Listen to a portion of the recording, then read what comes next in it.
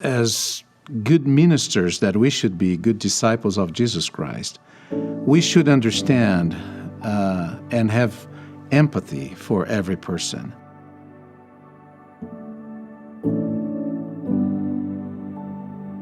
My parents, they came to the church when I was a little boy. They were good people, but they had the worldly habits. So my father drank, my father smoked, my father had other habits that came from the world, and my mother was a very religious person, but she also had different habits. So what really helped them to stay in the church was the group of people in our little branch that embraced us, helped us, loved us. We would receive visits every other week from someone in the church. We would be invited to family home evenings in their homes.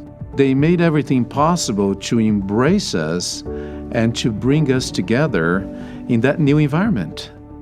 My parents stayed in the church because of those 3 or 4 families that were very nice with them.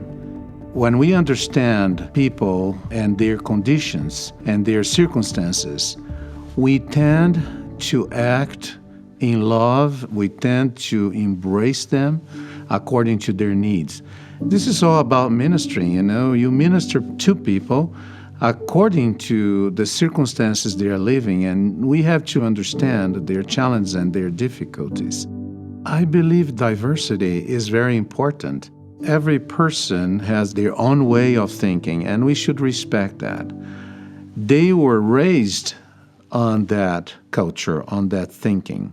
And people take some time to really realize that there are different ways, there are even better ways to live, and we should be patient. We should just love people and respect the way they think, the way they live, and embrace them. That's what the gospel of Jesus Christ is. We should never make any discrimination because the way you dress or because the way you think. We are all children of God. We come from the same spiritual root, but we were put in here on this earth in different circumstances, and we don't blame each other because of that. I think the Lord knows better, and probably we were put in certain conditions because we need that experience to grow. And we should embrace all this. We should learn from the different ways people are, the different ways people think, and live with that and try to learn and improve ourselves. I think when we learn these differences, when we learn to live with these differences, we are more understanding. There is no stronger power in the world than the power of love, because when you give yourself to people, people feel the love of the Savior, because this is a Christ-like attribute. So when you express that in your actions, people will be feeling the love of the Savior. We need to be an instrument in that regard. This is not about us. This is not about me or about you. It is about what the Savior, Jesus Christ, wants to accomplish through our service. And that's why the Lord gave us the opportunity to serve.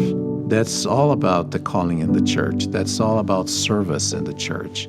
We just help people to feel Savior's love.